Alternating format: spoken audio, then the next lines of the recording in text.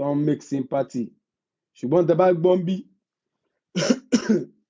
gbọ́n bí is the reality and the truth behind the arrest of oníyàwó mẹ́ta. Ṣé wọ́n dehumanize ẹ̀ lóòótọ́? Ṣé wọ́n break human rights yẹn? Ǹjẹ́ wọ́n violate human rights àtọ́?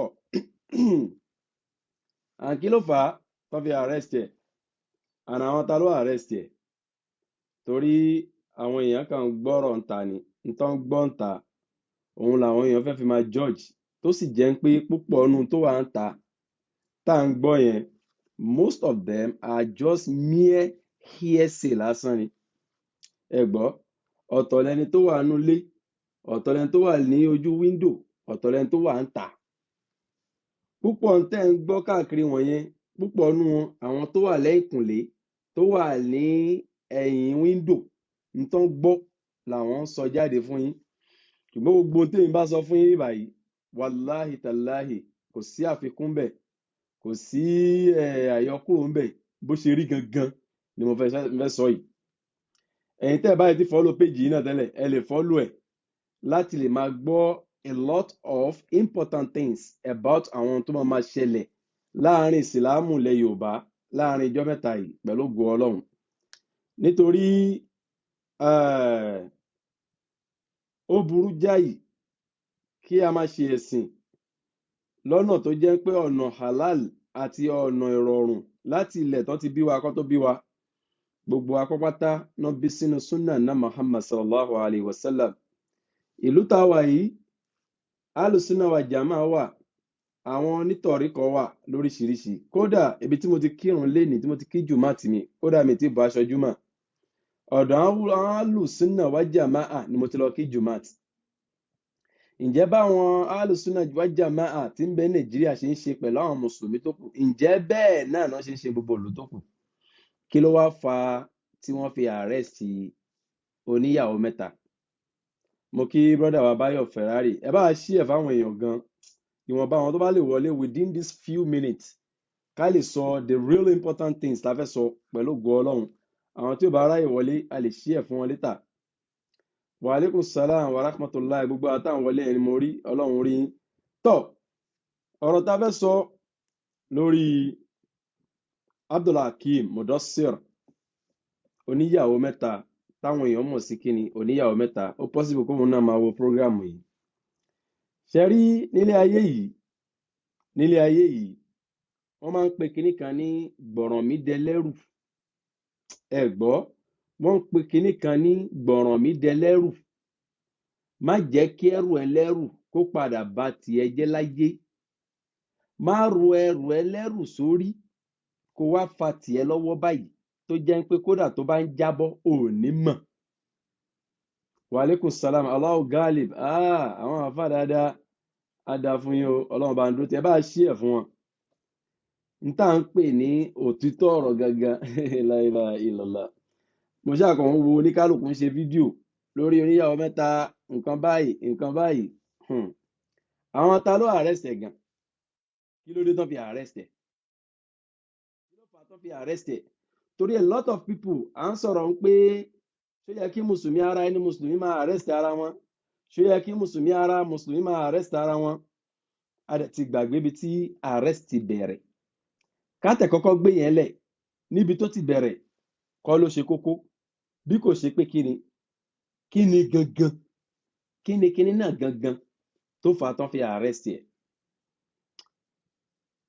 Kí n tó lọ a'udhu billahi minash shaitanir rajim bismillahir rahmanir rahim ya ayyuhalladhina amanu taqullaha wa qulu qawlan sadida يصلح لكم أعمالكم ويغفر لكم ذنوبكم ومن يطع الله ورسوله فقد فاز فوزا عظيما يا أيها الذين آمنوا اتقوا الله حق تقاته ولا تموتون إلا وأنتم مسلمون وبعد والصلاة والسلام على رسول الكريم محمد رسول الله صلى الله عليه وسلم شا ما شو ناو ما شو صرفو ما شو بلاغانو كيوتيني شو دي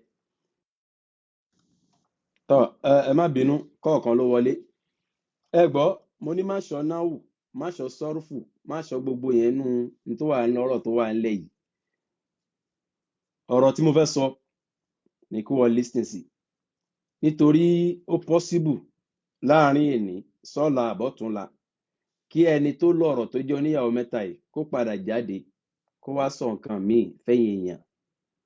Ṣùgbọ́n wọ́n ní bí iṣẹ́ ò bá ṣẹ́, tí nǹkan ò bá ṣẹlẹ̀, ìṣẹ́ kì í dédé ṣẹ́. Ẹ gbọ́, bí nǹkan ò bá ṣẹlẹ̀, ìṣẹ́ kì í dédé ṣẹ́. Ṣé lóòótọ́ náà kàn kù fìrì lọ bá oníyàwó mẹ́ta tán arrest ẹ̀? Ṣé lóòótọ́ ni? Ṣé lóòótọ́ náà kàn lọ lé ẹ̀ tán lọ harass ẹ̀? Ṣé lóòótọ́ náà violate human rights ẹ̀, fundamental human rights ẹ̀? Nítorí èyí tí ò ní làákàyè tí wà London yẹn, ṣe rí ẹni títí ẹ ti bàjẹ́ kó má bà tiwa jẹ́, òun lọ̀rọ̀ tí ẹ o. Òun gangan wà nú ẹni tí ó padà bà ayé oníyàwó mẹ́ta jẹ́, tí ó bà ayé ẹ̀ jẹ́ tó jẹ́ pé kò ní fẹ́ látúnṣe mọ́, tó ráyè tí ẹ ti bàjẹ́ sí Belfast tó wà, ó wá ń wáyé ẹ̀ tó fẹ́ fi kún láti bàjẹ́. Ẹ gbọ́, gẹ́gẹ́ mo ṣe sọ, a ní ẹgbẹ́ tá a dálẹ̀ tó jẹ́ pé gbogbo ẹgbẹ́ yìí wàláhì ẹgbẹ́ lillahi wa rasulihi. Gbogbo apápátá, ẹni tó wà London, ẹni tó wà l'Amẹ́ríkà, ẹni tó wà ní Germany, ẹni tó wà ní Switzerland, ẹni tó wà ní Denmark, ẹni tó a lot of places ní gbogbo wa wà. Ẹ gbọ́, gbogbo apápátá àwa ń diaspora tá ṣara wa jọ. Kí ni àníyàn tá fi ṣara wa jọ? Àníyàn wípé Nàìjíríà ni gbogbo wa ti wá, ìsìláàmù là ń ṣe. Ìlú tá wá dé yìí, a fi ìsìláàmù lẹ̀. A wá rí bí ìsìláàmù ṣe ń lọ ń bí. Ṣé báwa ṣe fi ìsìláàmù lẹ̀ sí ló ṣe wá ń lọ nílẹ̀ Yorùbá nísìn? Ìyẹn ló ń kan wa kan lóminú wípé a lè máa wo ìsìláàmù ilẹ̀ wa bó ṣe ń lọ yẹn, ká wá dákẹ́ bẹ́ẹ̀. Tá bá ní ká dákẹ́, bó pẹ́ bó yá, yóò padà di ogun. Bó o lè kó pa, bó o bá kó bù lẹ́sẹ̀. Nítorí pé kí ni? Wọ́n ní kékeré la ti ń pẹ̀ka àrókò, tó bá dàgbà á máa gbẹbọkẹ́bọ fáwọn tó ń gbẹbọ lọ sọ́dọ̀ ẹ̀. Torí ẹni tí ò ní làákàyè lá máa gbẹbọ lọ sọ́dọ̀ òòṣà, lá máa gbẹbọ lọ sọ́dọ̀ ìrókò. Ṣùgbọ́n kí n lò ó gẹ́gẹ́ bí òwe kó máa jẹ́ tàwọn àgbàlagbà. Láti kékeré náà ti ṣe kí ni? Náà ti ń pẹ̀ka àrókò, tó bá dàgbà kó má bàa lọ gbẹbọkẹ́bọ. What is the real story behind the arrest of oníyàwó mẹ́ta in Òṣogbo? Àwọn ta ló arrest ẹ̀? Kí ló dé tó fi arrest ẹ̀? Ẹ tẹ́tí kẹ́ gbọ́. Ní ọ̀sẹ̀ mélòó sẹ́yìn, gẹ́gẹ́ mo ṣe sọ̀rọ̀, ní ọ̀sẹ̀ mélòó sẹ́yìn, ọ̀rọ̀ kan ṣẹlẹ̀ bí ọ̀rọ̀. Kó tó di pé mo lọ ná, ẹ má gbàgbé, gẹ́gẹ́ mo ṣe sọ, àwa ìjọ kan dúró ń sìn, mo kọ́ fẹ́ send signal yẹn ná. Àwa ìjọ kan ti dúró ń sìn wípé gbogbo ká máa bú ẹni, ká máa ṣépè fáwọn àgbàlagbà nínú Islam, ká máa sọ tí ò dá sáwọn àfáà nínú Islam. Ó fẹ́ jẹ́ nǹkan tá máa dẹ́kun ẹ̀ by fire by force. Wàá kàn rí pé òun sùn lé ẹ, wọ́n wá kanlẹ̀kùn pé gbà, wọ́n fẹ́ rí ẹ ní àgọ́ ọlọ́pàá báyìí. Wàá kàn rí pé o jáde lé, o dé wálé padà, o wá bá lẹ́tà lọ́wọ́ ìyàwó ẹ lé pé àbú, wọ́n máa mú lẹ́tà wá pọ́n fẹ́ rí ní àgọ́ ọlọ́pàá báyìí. Ò ní mọ tó ṣe, nítorí pé kí ni? Àwọn ò fẹ́ kí ìsìláàmù lẹ̀ Yorùbá kó padà di ogun pa mí ń kú. Ṣe kinní kan bẹ́ẹ̀ bọ́n yẹn máa ń sọ, torí téèyàn ò bá tètè pa náà nǹkan yóò padà balẹ̀ jẹ́. Ẹ gbọ́, ẹ bá tẹ love and likes, ẹ dẹ̀ bá share pẹ̀lú ògo Ọlọ́run. Tọ́, ìjọ yìí wá dúró, a máa ń ṣe meeting wa dáadáa pẹ̀lú ògo Ọlọ́run. A sì ní lọ́yà wa sì dúró déédéé. Mùsùlùmí ni lọ́yà wa o, má lérò pé kèfèrí ni o. Torí àwọn kan ń gbé kiri nígbà kan pé kódà kèfèrí ni lọ́yà tán gbà náà nígbà kan. Ṣùgbọ́n lọ́yà tán wa táwa ń lò mùsùlùmí ni o, tó sì dúró déédéé pẹ̀lú wa. wípé gbogbo ń tẹ́ bá fi máa make sure pé ìsìláàmù yẹn lẹ Yorùbá yẹn ó máa fi wà òkè òun ready from any length. Bẹ́ẹ̀ sì ni òun ló máa ń guide wa for everything. Ever go beyond the law of the state or of the country. A kì í ṣe kọjá law of the country nítorí a ní lọ́yà tó ń guide wa. Ọ̀rọ̀ ṣe bí ọ̀rọ̀ ká gbé níbi tọ́rọ̀ ti bẹ̀rẹ̀ ká tó wá dá ẹgbẹ́ yẹn lẹ̀ gangan. Ká gbé níbi tọ́rọ̀ ti bẹ̀rẹ̀ ká tó dá ẹgbẹ́ yẹn gangan. Gbogbo alamọ ustaz wa Muhammadu Jamiu Adégúnwà Labaika the Christ. Gbogbo alamọ wọn ló ní wáàsí sọ̀rọ̀sọ̀rọ̀ gidi nípa Bible àti Quran. Tó sì jẹ́ pé kò sẹ́ni tó máa jẹ́ oníwàásí láyé àbí sọ̀rọ̀sọ̀rọ̀ láyé tí ò ní lọ́tà àbí olórogún òwò. Ẹ gbọ́ tọ́ kí lè gé kúrú nítorí àsìkò. Ẹni yìí sọ̀rọ̀ ńjọ́ kan ó ṣe wáàsí. Níbi tó ti ń ṣe wáàsí yẹn ẹnìkan wá kọ́mẹ̀tì níbẹ̀. Ibi tí mo ti fẹ́ gbé nìyẹn kí n gé kúrú. Ẹnìkan wá kọ́mẹ̀tì ńbẹ̀ wípé ìwọ Jamiu búra sí tó o bá sọ pé kí n mú iye 25,000 wá kó tó lè ràn mí lọ́wọ́. Ẹni tó ń ṣe wáàsí ò rí kọ́mẹ̀tì. Àwọn táwọn kọ́mẹ̀tì ńbẹ̀ la rí. Bàbá wò pé ta leléyìí báwo lọ̀rọ̀ yìí ṣe jọra wọn. O need help. Èèyàn wá ní ó dìgbà tó bá fóun lówó kóun tó lè help ẹ. How does it sound in the ear of every person that is reading the comments? Everybody ṣá kóraró. Àwa tá mọ̀ dáadáa a ní kò possible kò lè ṣẹlẹ̀.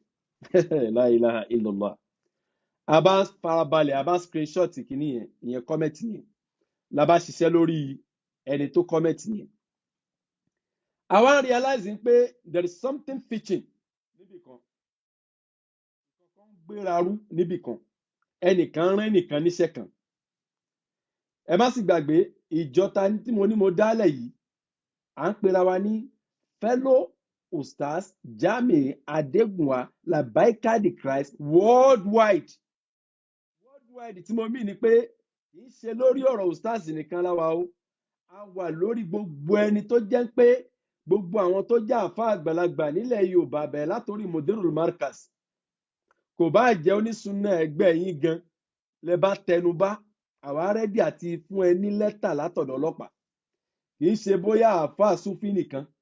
Eléyìí kì í ṣe ń pa dúró sórí àfáà onísúfì nìkan. Eléyìí ṣe ń pa dúró lórí àfáà onísùnnà nìkan.